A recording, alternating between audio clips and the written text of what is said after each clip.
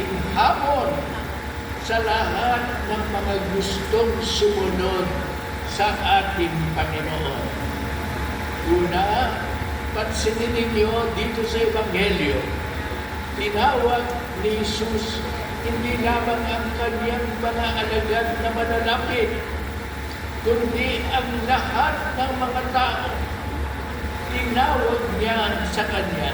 Ang gustong sabihin, ito ay gusto niya mangyari sa lahat ng mga sumusunod sa kanya.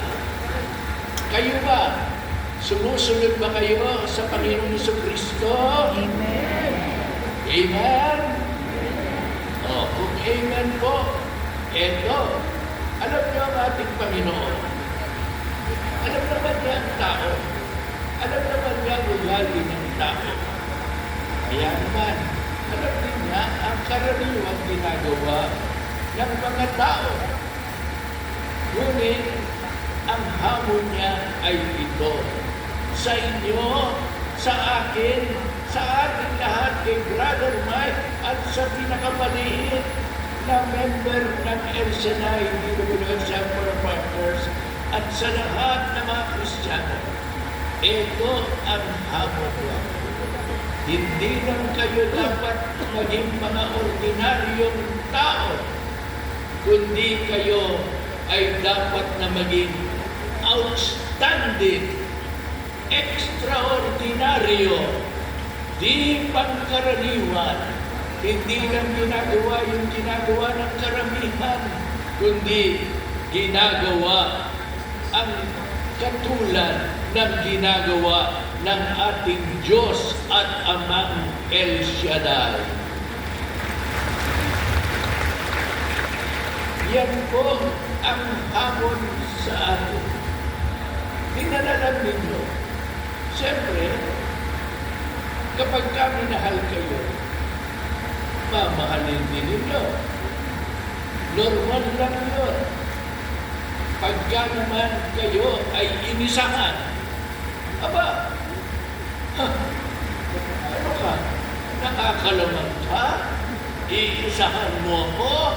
Ito naman ang sa'yo. Isa rin. Kanya rin. Kaaway mo? Mamahalin mo? Naku naman. Ba't ko naman mamahalin? Kaaway ko yan.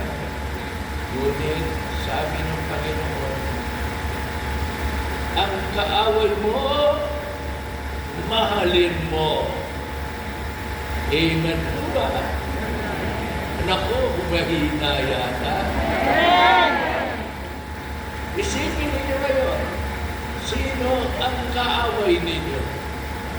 Palagay ko, kahit ng pinakamabuti sa inyo, may kumakaaway sa kanya. Madalas nga kung kailan ka mo bumubuti, lalo ka naman kinahinginan. Lalo ka naman magsisikapan na maisahan at ibagsak. Ngunit sabi ng Panginoon, pati na ang kaaway mo, mahalin mo. Amen po ba kayo doon? Ang gumagawa ng mabuti sa iyo, gawan mo ng mabuti. At ang gumagawa ng masama sa iyo, gawan mo rin ng mabuti. Amen pa rin ba? Ayan. Bakit? Sapagkat ang ating nais na gayahin, hindi ang ginagawa ng karaniwang tao. Ito ang pinakamisyon ng ating Ebanghelyo. Yung sinasabi sa atin sa wakas ng Ebanghelyo nito.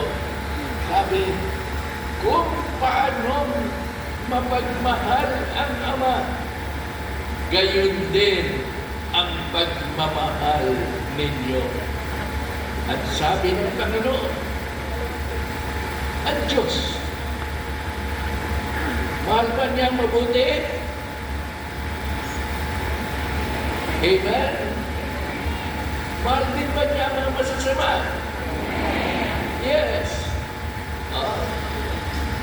Isipin ninyo, ang nanay ninyo na napakabait sa inyo, Mahal ba siya ng Diyos? O, isipin naman ninyo yung kapitbahay ninyo na kilalang mamamatay tao. O kaya basagulero. O, tanong ko sa inyo, minamahal ba ninyo yon? Nako, amen. Totoo ba yan? Hindi. Okay. Kung totoo yan, masaya ang Diyos sa atin.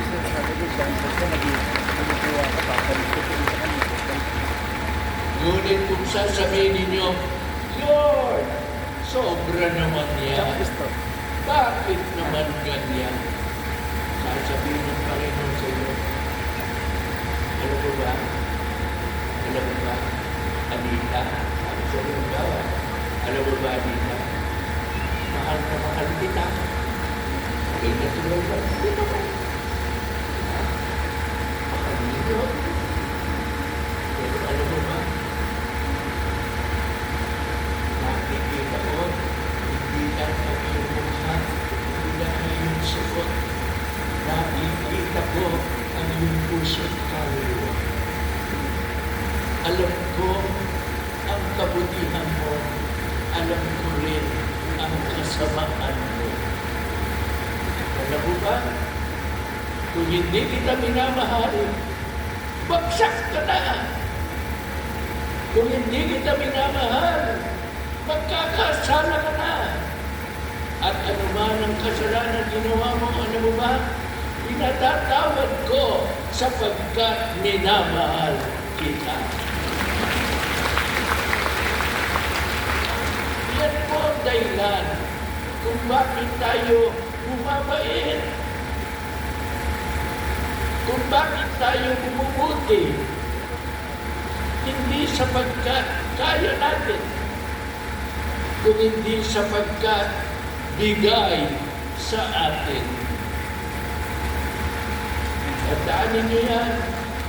Ulitin ninyo, ang anumang kabutihan mayroon ako ay galing sa Diyos. Ulitin ninyo, ulitin. Ang anumang mayroon ako kabutihan ako ay galing sa Diyos. Minsan pa, Ang yan. Hindi tayo karapat dapat sa pagmamahal ng Diyos. Pero minamahal pa rin tayo. Amen ba? Yan. Sabi ng Diyos. Kung ganyan pala, kayahin mo naman ako. Kahit na hindi ka kaibig-ibig, mahalin mo rin. Katulad ng ginagawa ko sa iyo. Amen po ba? Kaya nga sabi ng Panginoon, magbigay ka at ikaw ay bibigyan. Ngunit alam mo ba, pakinggan ninyo kung paano tayo bibigyan, ha? Hindi lang yung gusto ibibigay mo. Hindi.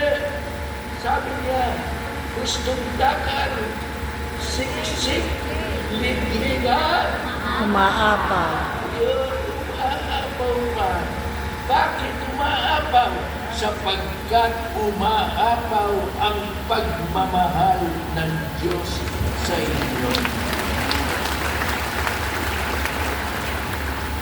Kaya gusto ng Panginoon, huwag ka lang maging ordinaryo. Huwag mo nang gagayahin ng kapwa mo tao. Ang gayahin mo ang Diyos na Ama mo. Katulad ni Kristo, ginaya ang kanyang Ama. Hindi ba?